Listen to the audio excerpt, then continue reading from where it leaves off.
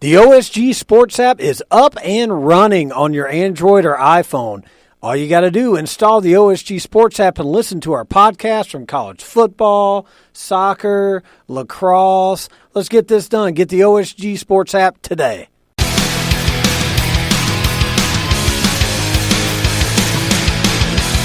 What makes college football special? It's the trophy games.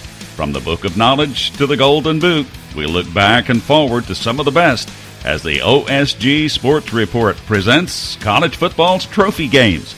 Here's your host, the Online Sports Guys. Tommy Palmer, thank you. We are glad you're listening on Spreaker, Spotify, iTunes, Stitcher Radio, and SoundCloud.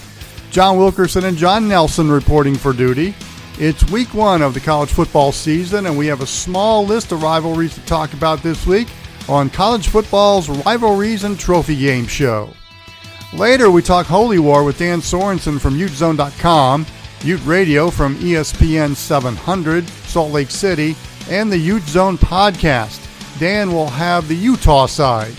Marc Lyons, a longtime football analyst for the BYU Sports Network and a former Cougar quarterback back in the day, stops by with the BYU angle. And we will stay out west as Colorado and Colorado State meet in Denver on Friday night in the Rocky Mountain Showdown. Phil Canner will talk to Brian Roth, the voice of the Colorado State Rams. A small sample of rivalries and trophy games for week one, John Nelson.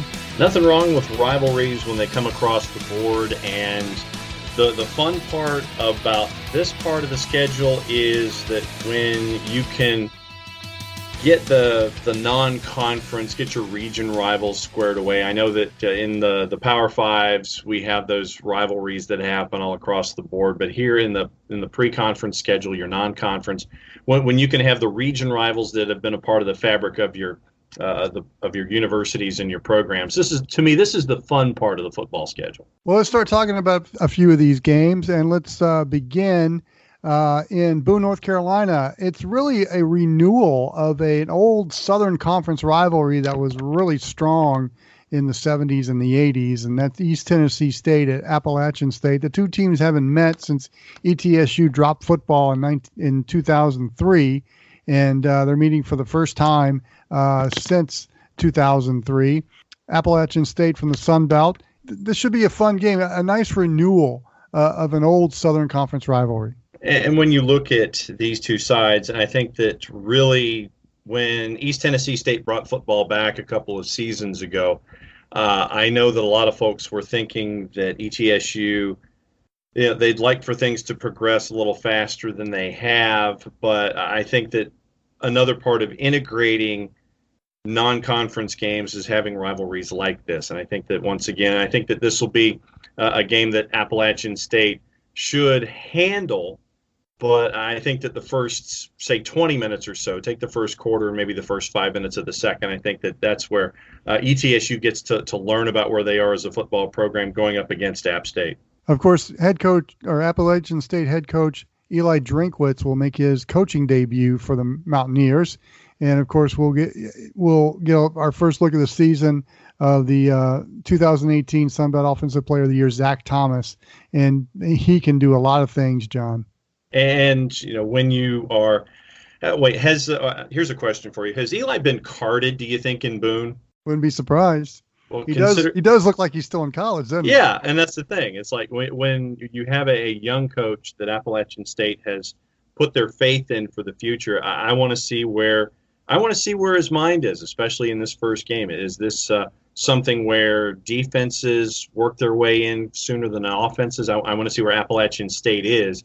And for me, that's going to be the Appalachian State challenge of that first 20 minutes that I was talking about with East Tennessee State. East Tennessee State, they're going to want to come out with all guns blazing, the rivalry game, all this kind of stuff. Appalachian State, you're having turnover. Things are going to be different. So how does App State look at the first 20 minutes? So that's what I'm looking at from these two sides. And, of course, Appalachian State has one of the top names in college football. Their second team all Sun Belt's offensive lineman, Bear Hunter.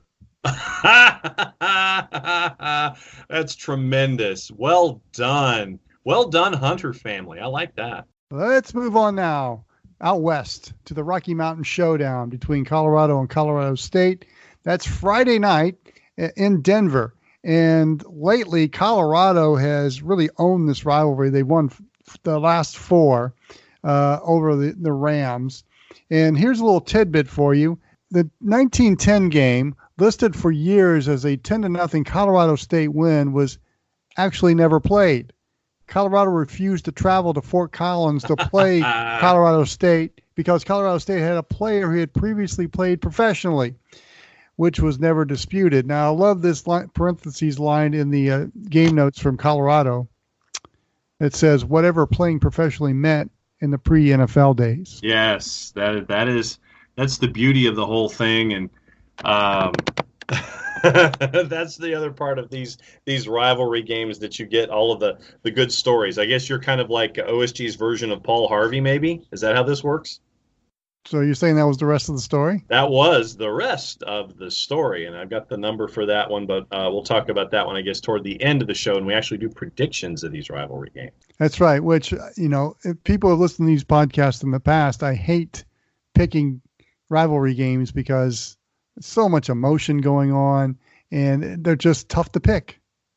Well, that's and usually the way that I refer to it when it comes to this kind of material is whatever I pick, don't go with it, because 9 times out of 10, I'm pretty wrong. That is duly noted by our listeners out there listening to our show.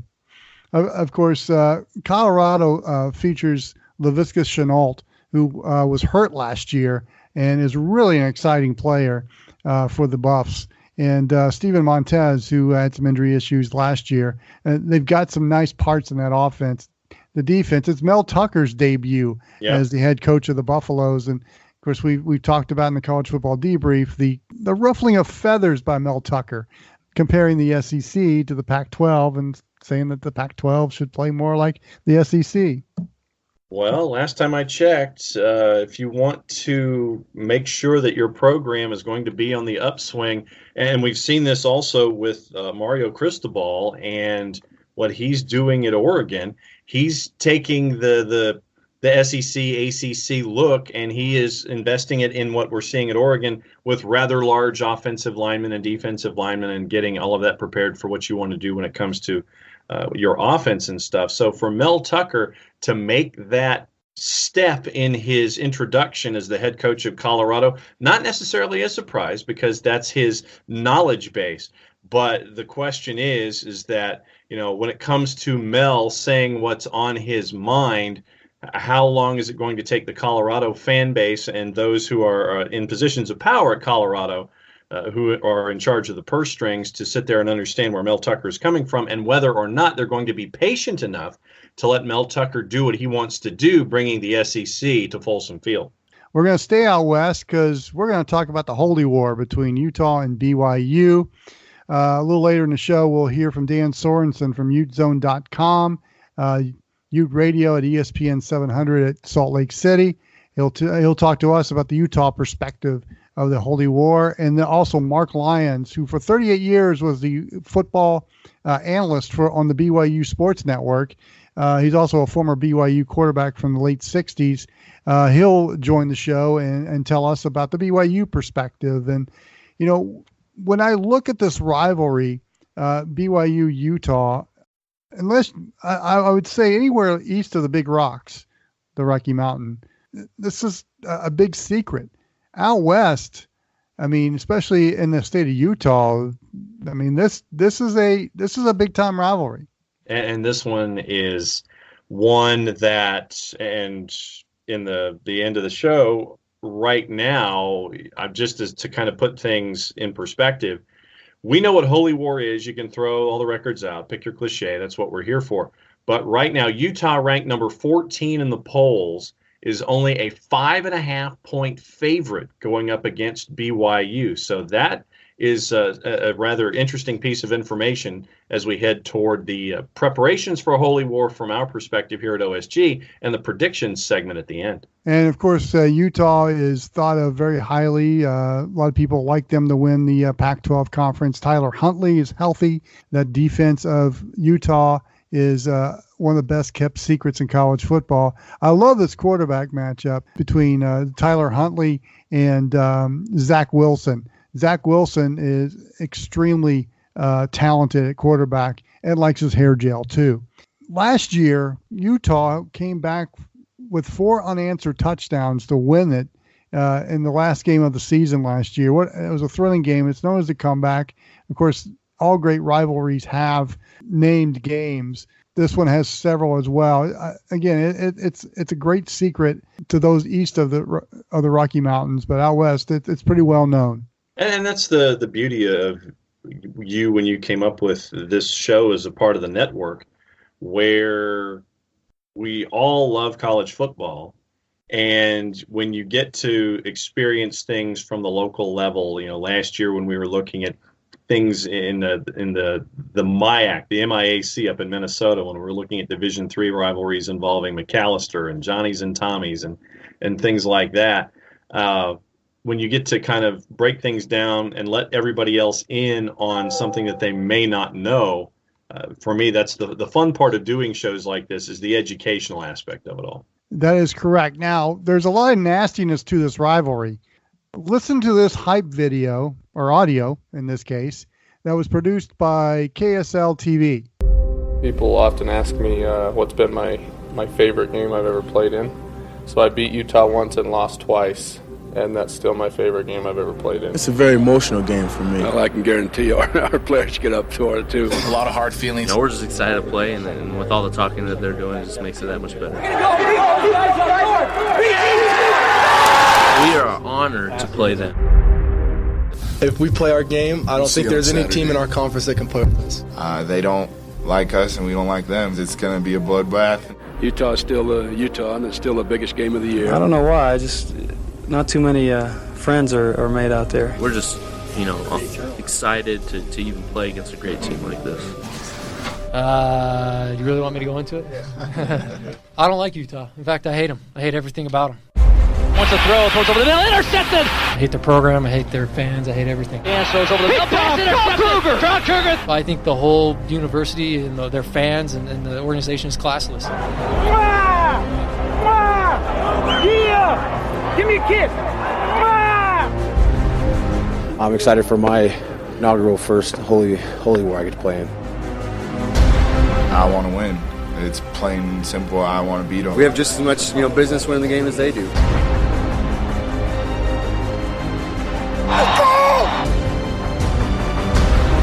We've played BYU 9 times since I've been at Utah, and I believe 7 of the games went down to the final play.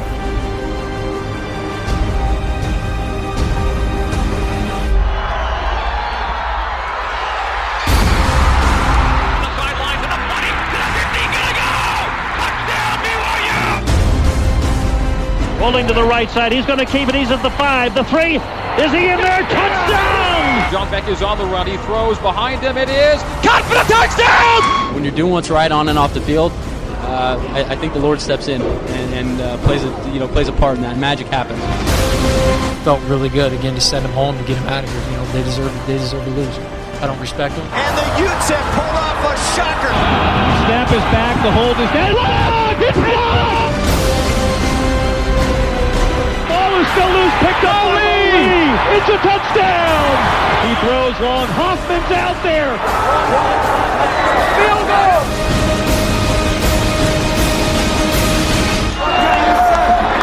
What can you say? I really want to beat them. This is going to be the best game I've ever been a part of. I'm excited. I'm pumped. Kind of a feisty little battle, I guess, between two schools. If you can't get up for that game, you shouldn't be playing the sport.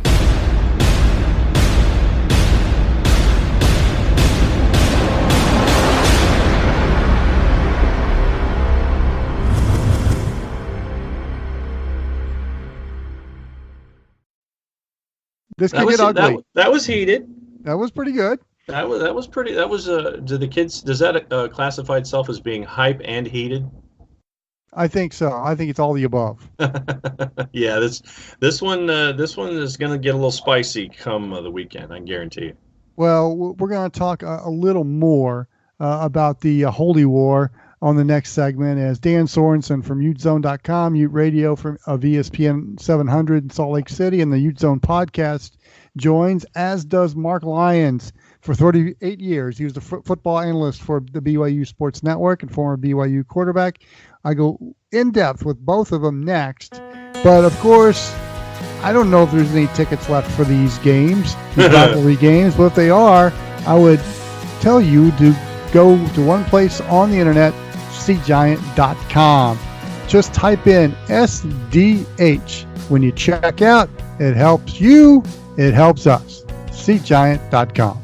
The OSG Sports app is up and running on your Android or iPhone. Install the OSG Sports app and listen to our podcast from college football, soccer, and lacrosse. What are you waiting for? Get the OSG Sports app today.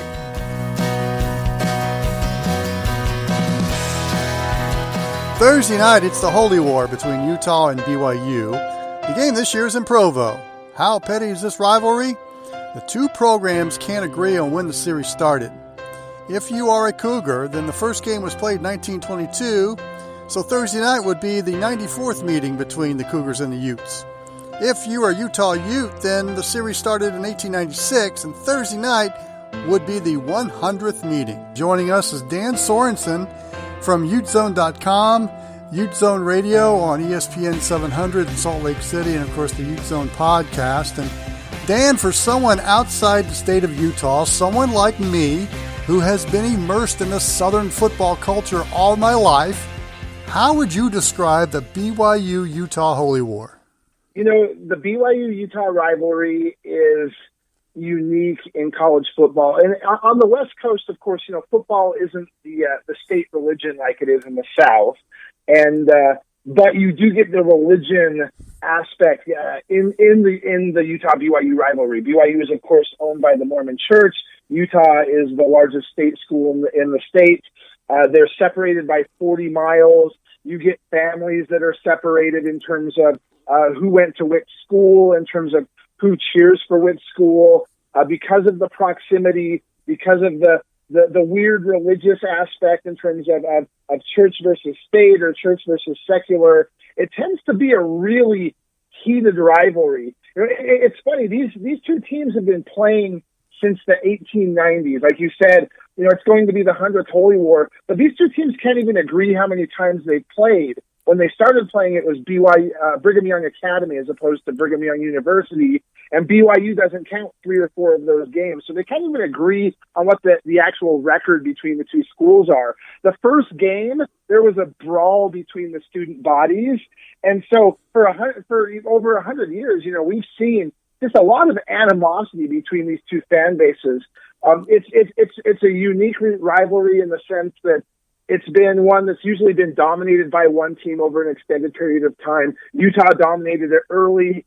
BYU dominated it in the 70s and 80s. Utah's come back and they made it even, and now they've been dominating for the last decade. And so because there's these long periods of domination, there's this kind of weird cultural, religious aspect to the rivalry. There tends to be a lot of hatred and animosity between the two fan bases, and it makes it really heated. I think that for people that aren't from the state of Utah, or especially if you're coming from the South, you'd be surprised at just how heated and how important this rivalry is to the people in the state of Utah.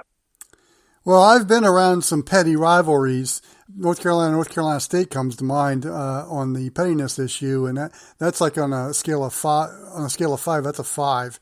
So there is some pettiness between the two programs as far as the rivalry and, you know, just bickering between the fans. Yeah, I mean it's a 365-day-a-year sport, bickering between the fans of the two fan bases. And it's really funny when you watch the banter. You know, Utah's won 9 in a row. They had a 2-year break in there, so it's been more than a decade since BYU has beaten Utah. Yet there's a large portion of the BYU fan base that insists they're still the better institution, the better program, and the superior, you know, football fan base, despite the decade of dominance. Ute fans, of course, that drives them crazy. The rivalry Twitter is insane between these two groups, and they tend. You'll even see it on a national level when one national reporter talks about one school or the other. You'll often see fans of the other school jumping into his Twitter feed just to disparage the other. It's funny that the two fan bases, I mean, because they're so close, right? And really, in a lot of ways, they're the same guy. You know, I often joke that the biggest difference between a Utah fan and a BYU fan is the color of their shirt and sometimes their blood alcohol content level. And it's kind of that way. So they're similar people, you know, similar cultures, similar lifestyle. And so they tend to drive each other nuts because of that.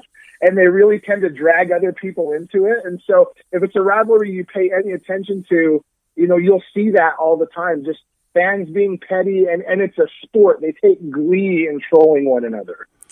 Now, see, when you said that it's a 365-day event, for us Southerners, you just described the Alabama-Auburn rivalry. So you've compared the Holy War to the Iron Bowl, which is great. I love that. We're talking to Dan Sorensen from UteZone.com, Ute Zone Radio, and ESPN 700 Salt Lake City, and, of course, the Ute Zone podcast.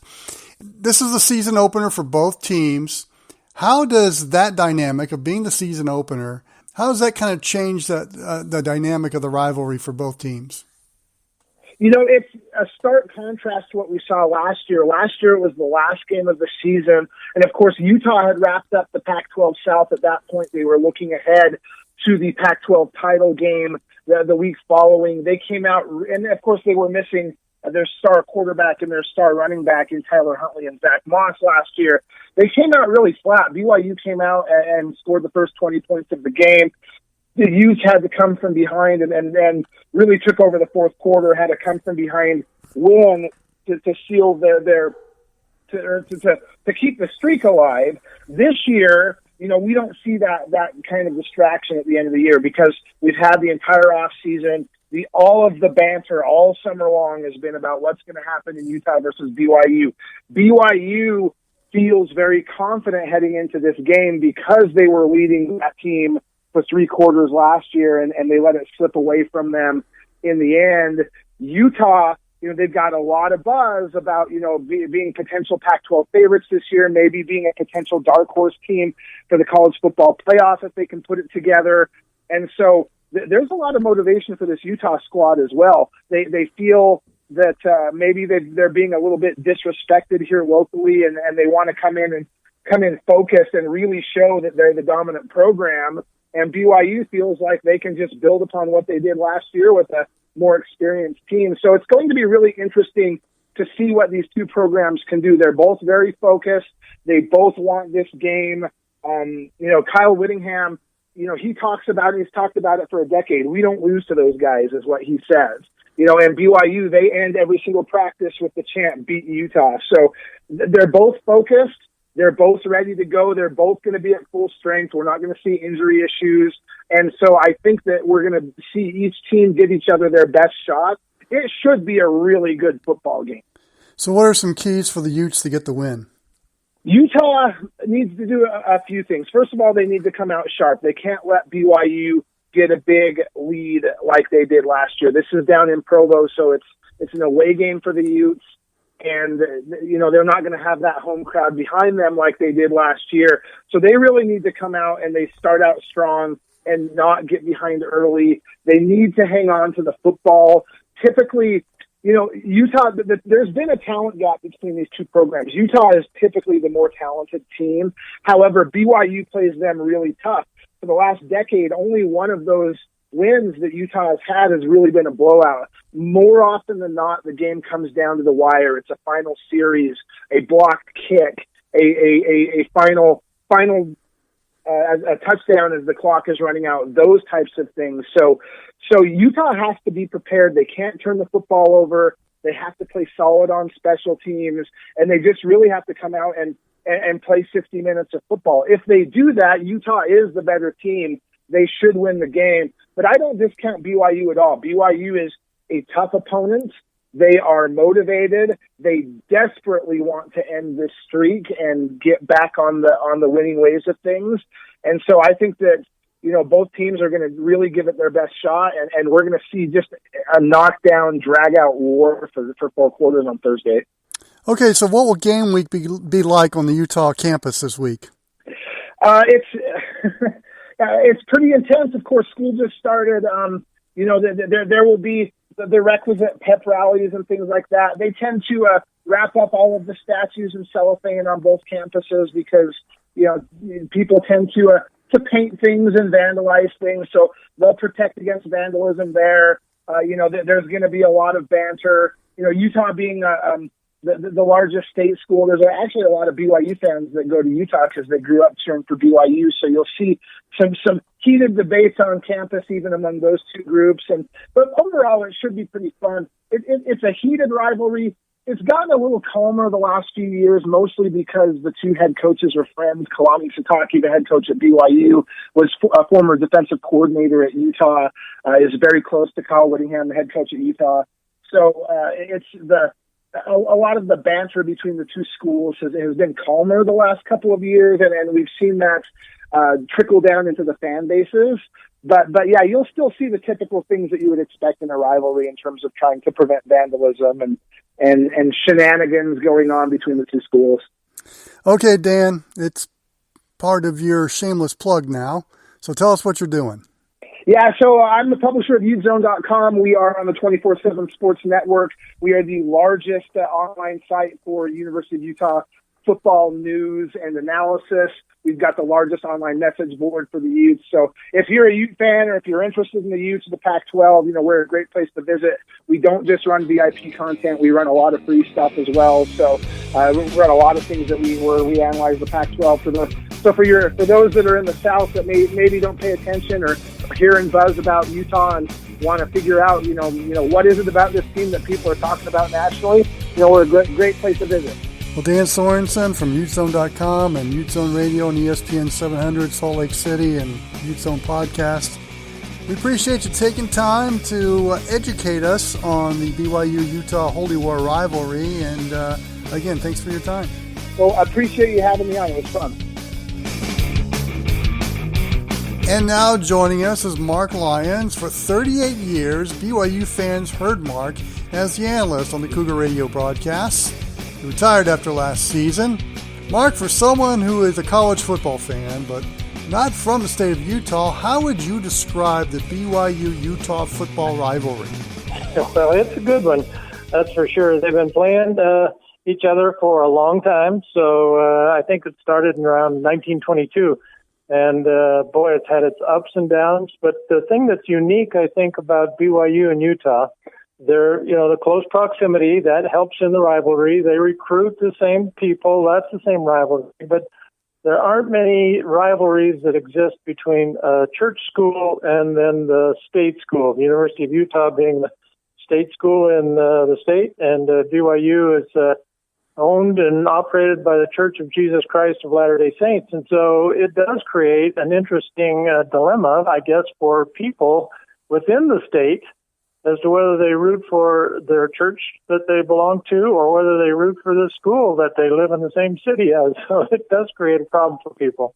Now, I've been around some petty rivalries over the years, and, they're not really nasty, but I mean, there's some, poking of ribs and, seeing somebody at the mall somewhere with the opposite school's colors on. And, there's some pettiness going on. And does BYU-Utah qualify as a petty rivalry in that regard? I'm going to say yes. In regards to the student population, I think most of the adult population is pretty much it's related to a football game, and they want to have those bragging rights. But I do think that the student body gets a little bit overboard. There's been lots of pranks that take place, and most of those are good fun. Utah would come down and paint BYU's statue of their big cougar in front of the stadium. They'd paint it red, and BYU would go up and put a tail on the U on the mountain and make it into a Y, and so those kind of things. But I do think that there are people that go too far, particularly the student population, who make such a big deal of my school's better than your school, and that means I'm better than you, and then gets into something ugly. Now, you were a BYU quarterback back in the late 60s, so you have a unique perspective as a former player. What was game week like back then when the Cougars were preparing to face off against the Utes? Well, I'm just so grateful that I had a chance to play in a game of that caliber, that the rivalry was so strong and so important. It just was a big deal. And so preparation during that week was pretty intense. It was you did everything you could. You magnified everything you did in practice just because you know that you were going to play a very quality and good opponent. Now, when I went into BYU in 1965, the first thing I did, I went to my locker in the locker room and opened up the locker, and there's this big banner across the inside, "Beat Utah."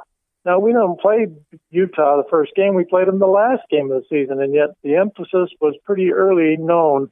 You got to get ready to beat Utah. And then we won that season, and then the next year it says BYU for 2. And so they were going to go for 2 in a row. And then my third season, I opened my locker, and BYU's never beaten Utah 3 games in a row. This is the year. So the emphasis was given to you very early in the season and very early in my life. And so I came from a high school. We were the Redskins, and our colors were red and white. And I went to BYU. Of course, we were blue and white, but Utah was the Utes, and they were red and white. It was a complication. I wondered sometimes, do I throw the guy in the blue shirt or the white shirt? I got confused, but I had a lot of fun. It was a great opportunity to play in a rivalry game. You know, there are people that go to schools that don't have a rival, and they don't get this opportunity. I don't think San Diego State has a real rival that they have to get up for every year. I think that's really a disappointment for them because it's such a different intensity when you go into that rivalry game, and it becomes so important. We're talking to Marc Lyons, the former analyst for the Cougar radio broadcast. And, how does the dynamic of the BYU-Utah rivalry change now that it's the season opener for both teams? Yeah, well, it's a big deal. It's different because teams like to open with somebody they have an opportunity maybe to beat, and so you get a chance to work things out in that first game. And in this game, because it is a rivalry game, I think that the teams are preparing much harder.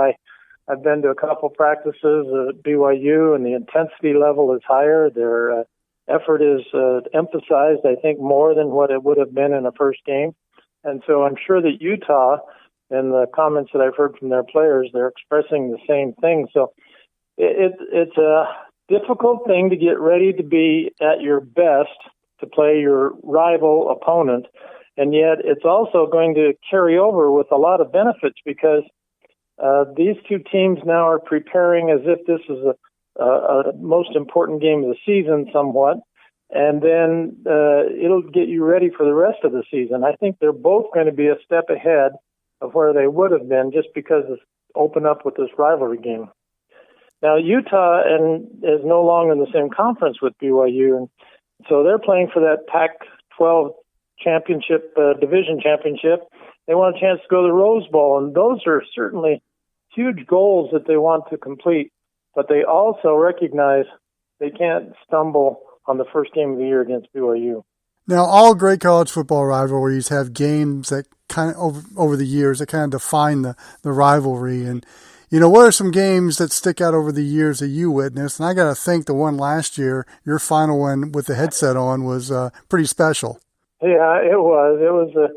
It was a difficult thing to say goodbye, with that game. And they had an opportunity to win the game and ended up giving up way too many points in that second half and ended up losing. But I remember that BYU, I had this feeling that BYU is now in the big time. It was when Luke Staley was a Doak Walker Award winner. And it was Gary Croton's first year coaching at BYU, but BYU was having a great season and Utah was good. And it was an ESPN game on Thursday night at Provo.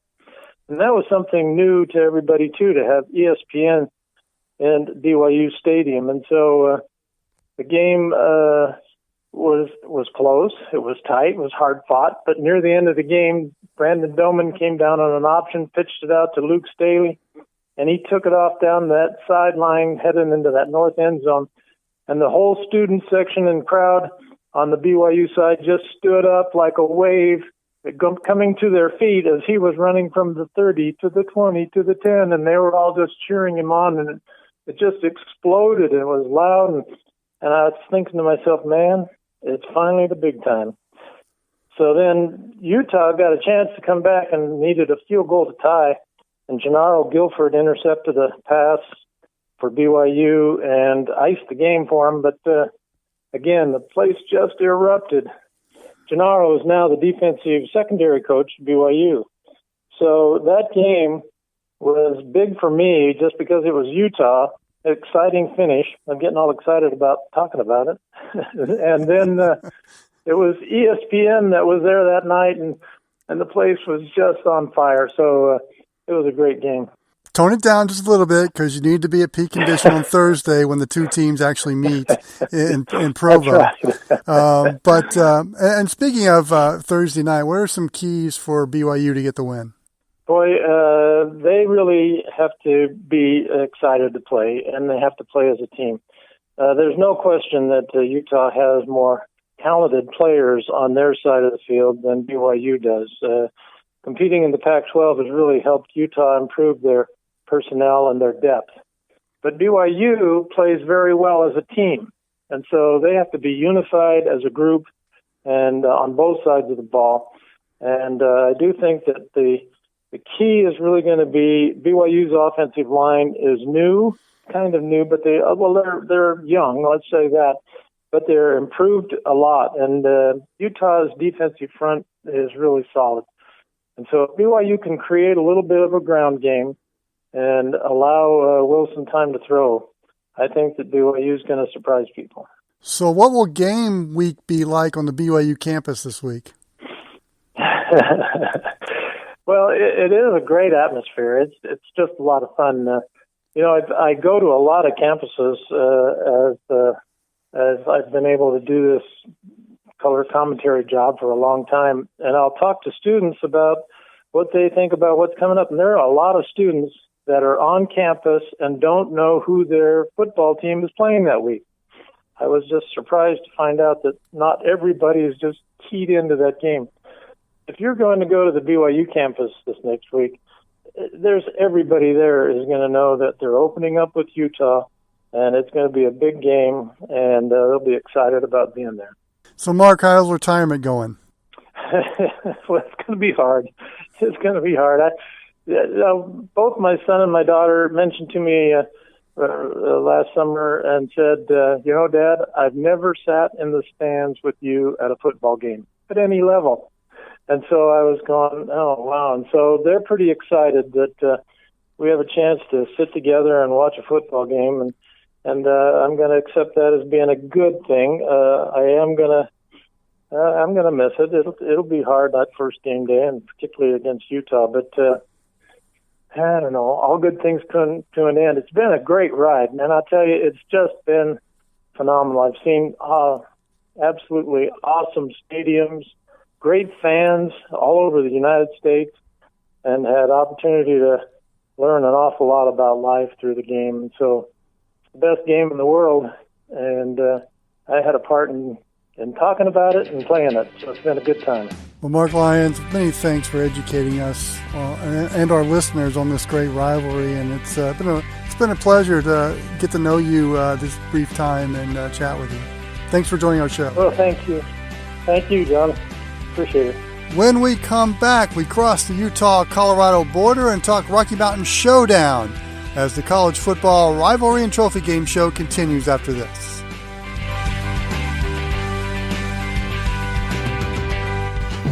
Hey, what's going on, y'all? This is Rock at the What's Up Falcons podcast, and I'm joined with my boys. My boys in the house. Where you at? Yeah. What up? Oh, gee, and we have Q, and we have Hoop in the house. Q's here, the most beloved guy in all of sports entertainment. Indeed. Hey, y'all, we want to thank everyone for listening to us, and if you want to listen to some great Falcons information, check us out on the What's Up Falcons podcast. Right, fellas? Right. Sure. Hey, we here every week, baby. We're keeping it real, so check us out. I'm there on Twitter. Holla. Peace. Subscribe to the What's Up Falcons podcast on iTunes and SoundCloud. Listen to the What's Up Falcons podcast at whatsupfalcons.com. It's college football time at OSG Sports, and that means one thing. We hit the road. The OSG on CFB has a special presentation coming from Jerry World. We'll get you ready for the weekend of the first full week of the college football season, FBS, FCS, all the alphabet soup. John Nelson, that's me. I will be in Dallas. We'll let you know what's going on for the tailgating from Tigeritaville. It's the OSG on CFB and Jerry World this weekend. Keep an eye on all of your social media platforms for details. And welcome back to college football's Rivalries and Trophy Game show. John Wilkerson here with you. And it's time to talk about the Rocky Mountain Showdown out in Colorado. Colorado State and Colorado will meet in Denver on Friday night. And joining me is Brian Roth, the voice of the Colorado State Rams. And Brian, for someone like me that's been in the Southern football culture all of his life, how would you describe to someone like me the Colorado State rivalry? Well, it's not the SEC, so I guess we can start by saying that. It's just a little bit different in culture out here, where pro sports are kind of king, and college sports kind of take second fiddle. But having said that, this has been a rivalry that it really kind of invigorates the entire state. The University of Colorado, located in Boulder, which is 30 miles away from Denver, of course, Denver being the hub of the state. And then Colorado State's located in Fort Collins, about 60 miles north of Denver. And so for the past 19 years, these two teams have been playing the Rocky Mountain Showdown in Denver at Mile High Stadium, which, of course, is the home of the Denver Broncos in the NFL. And it's a game that, for the most part, not always, but for the most part, is played on Labor Day weekend. And it usually, not always, but usually opens up the season for each of these two schools. So, right out of the gates, you get a rival, and you get it in a neutral site in Denver with 75,000 fans. It is a pretty good scene and a pretty good party scene as well. What will game week be like this week in Fort Collins? Well, I think it's a lot like what game week is around the nation, because it is game number one. And this is the best time of year. You get the start of the season, everybody is 0-0, and you get a lot of the, expectations. Everybody believes this could be a season which their team can maybe make a run at a conference championship, whatever conference they're in. So, game week's kind of the same for Colorado State up here, but, you always get the rival. And you throw in the fact that the Rams of Colorado State, they play in the Mountain West. Of course, that is a Group of 5 conference. Colorado plays in the Pac-12. That's a Power 5 conference. So there is a little bit of that David versus Goliath feel in this rivalry. And, of course, Colorado State being in the Group of 5, the resources are a little more limited. The thing is about Colorado State, what I've noticed from the outside looking in, is you've got a brand new stadium, so you got a new toy to show off, and there seems to be some kind of commitment there to, in case there is some kind of expansion in the Power 5, and Colorado State might be in that position. Well, when you look at Colorado State and what they have from a facility standpoint, really there's no Group of 5 school that is going to rival what they have. They built a brand new $250 million stadium 2 years ago. It has a practice field and practice facility right next to it. It houses everything to do with Colorado State football, from the locker rooms to the players' lounge to a media room all the health and nutrition. I mean, it has everything for CSU football. All the football offices are in the new stadium. It's a beautiful building right there on campus. And, Colorado State's a beautiful campus. Fort Collins, right at the base of the mountains, is a beautiful town. And so, they have a lot of things going for them. And really, you look at the football facilities, and they're better than some of the Power 5 schools out there. Now, certainly nothing even close to rivalry. Let me see if I can say it. Rivaling, any of the Blue Bloods. But the facilities are really, really nice out here at Colorado State. And there is a commitment from the university to try to get this football program kind of back to where it was under Sonny Lubick back in the mid to late 90s and early 2000s, where they were winning conference championships and playing a lot of nationally televised games. So the commitment's there from the university. They have the new facilities, and now it's time to go out and win ball games. We're talking with Brian Roth, the voice of the Colorado State Rams, and we've kind of digressed away from the Rocky Mountain Shootout, but let's focus back in on that. Some games that stand out to you in this rivalry?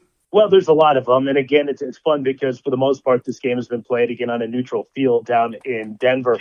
There was a game in 1999 where the Rams, they knocked off Colorado. Colorado came in ranked 14th in the nation.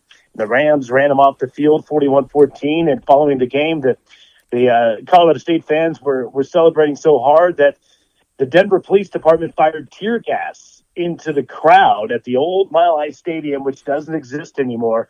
And all of a sudden, there's just tear gas all through the stadium. And so that's what many people refer to as the tear gas game, when the Rams really whipped up on the Buffaloes. And you think about a game like in 2003, a game largest crowd ever at the Rocky Mountain Showdown, over 76,000 fans to capacity and beyond. Rams were ranked 23rd in the nation. Buffaloes were coming off a season in which they won the Big 12, over 1,000 yards of total offense. There was a lightning delay for 30 minutes in the contest, and then a game-winning touchdown by Colorado with less than a minute to go in a 42-35 win. Joel Klatt was the quarterback at Colorado. He's, of course, gone on to become an analyst for Fox Sports. So that game in 2003 was a wild one. So, some of those games in the early 2000s, unfortunately, the Rams and the Buffaloes haven't been on a national level over the last decade. But back then, each one of the teams, whether it be one or the other, would come in as a nationally ranked opponent. Game would always be on ESPN.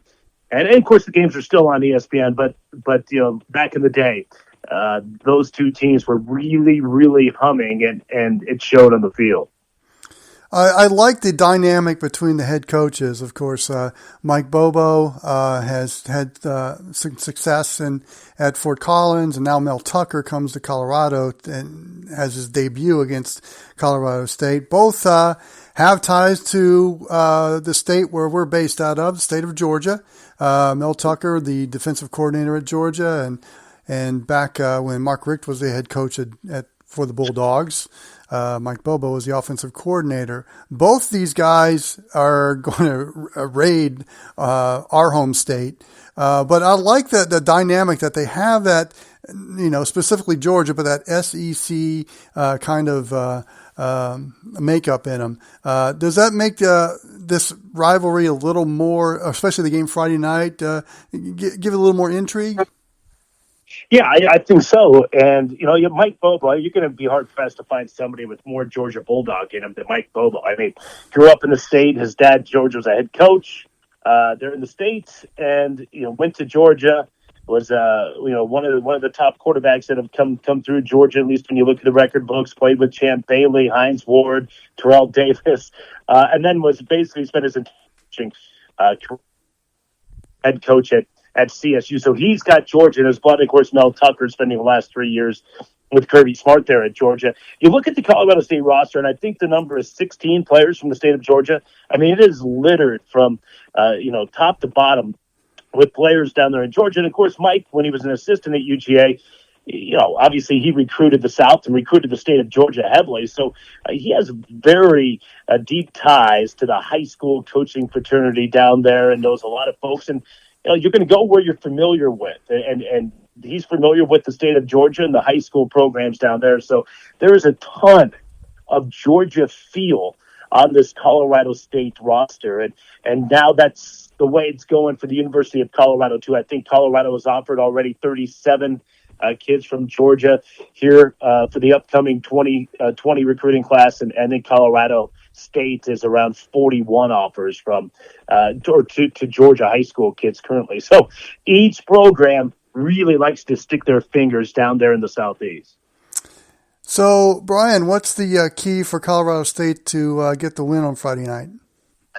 Colorado State had a really tough year last year and couldn't run the football. I mean, if you're not going to run the football, then Mike Bobo's high-powered offense, and he is a bright offensive mind. He's one of the best in the nation in my mind. But if you can't run the football and you can't protect the quarterback, you're going to have big problems, and that was the case last year. So big key for Colorado State, are they going to be able to be able to run the football and get better play on the offensive line?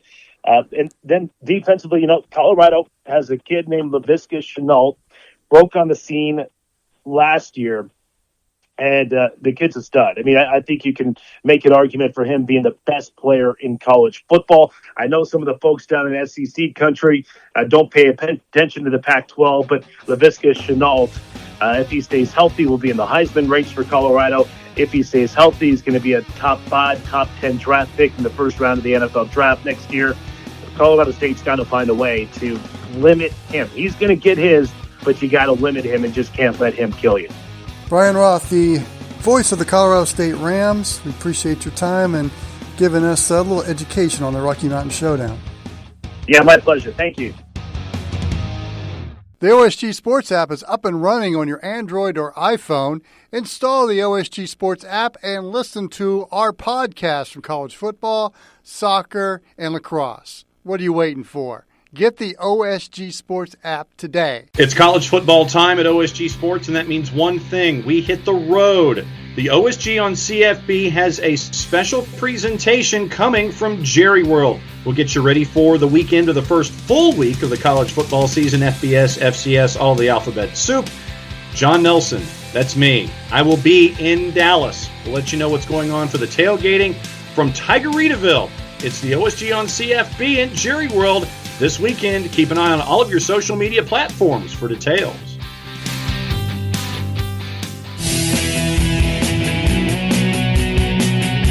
Welcome back. Final segment. We're going to take a look at a couple of rivalries in the FCS. First of all, Saturday in Houston, Texas, it's the Labor Day Classic between Prairie View and Texas Southern.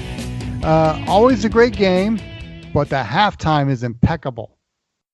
That's the fun part, and that's another part of the doing these shows is if you can find a way to watch this one or have it up on a big monitor or something. I think that when you get to take a peek at these two halftimes and with the bands coming out, Prairie View and Texas Southern, this one is going to be another great rivalry game for these two schools. But yet, as you say, Wilkie, the halftime is must-see TV. So that's going to be the fun part of this one, in and above what we see on the field for 60 minutes.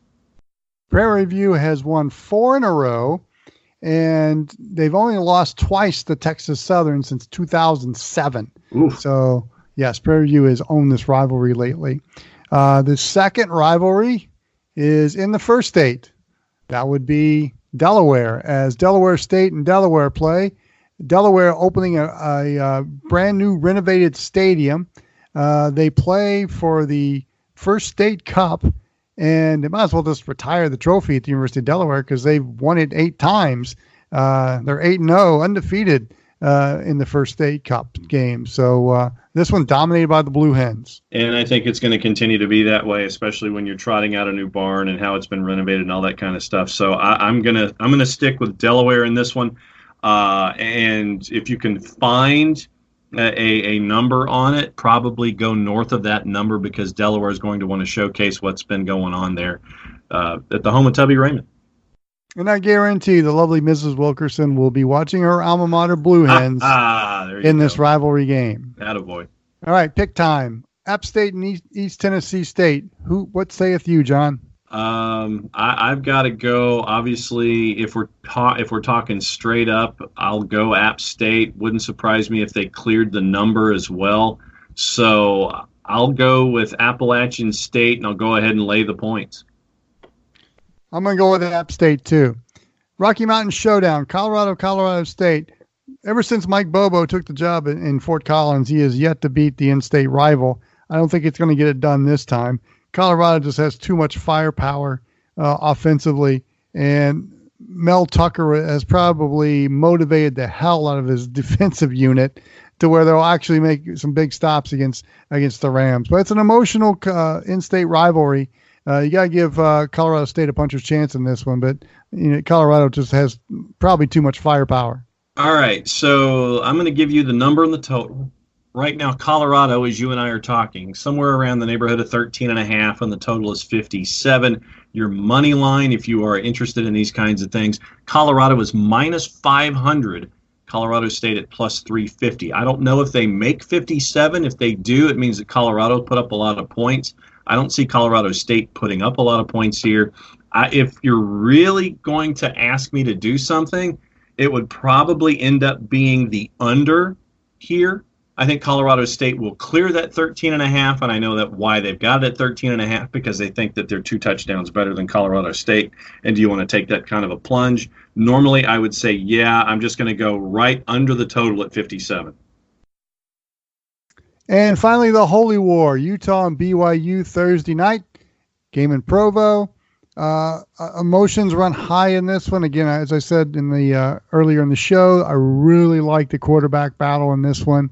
BYU is, this is the year they kind of feel they can make a statement in college football. Why not make a statement by defeating the in-state rival at home that's predicted to do big things, perhaps make it to a Rose Bowl and win a Pac-12 championship? Utah is a hype team.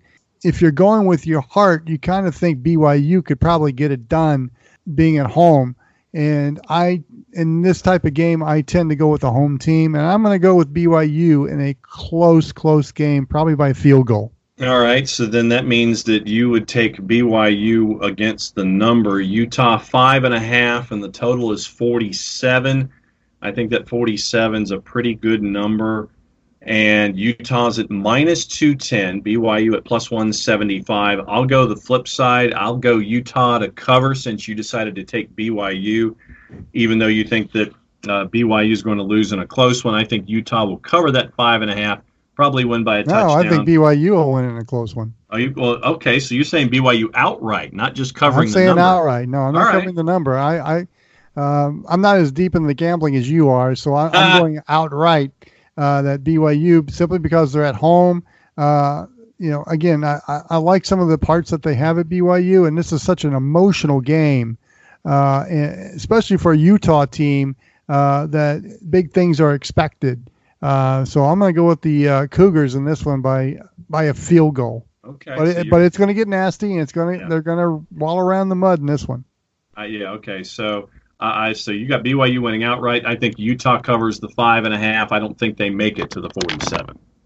And one of the interesting aspects in our interview when you heard with Dan Sorensen, how he described the fan bases and just how I thought it quite interesting when he said that this rivalry is a 365-day rivalry. Yeah. And boom, I just thought of the Iron Bowl. Yeah. And this is like a small-scale version of the Iron Bowl being played at the beginning of the season. Yeah, it's the Daytona 500 for college football rivalries, I think, because you always get that championship for your sport right out of the blocks. And I will say this, if you haven't, this is another one that folks need to put on their list.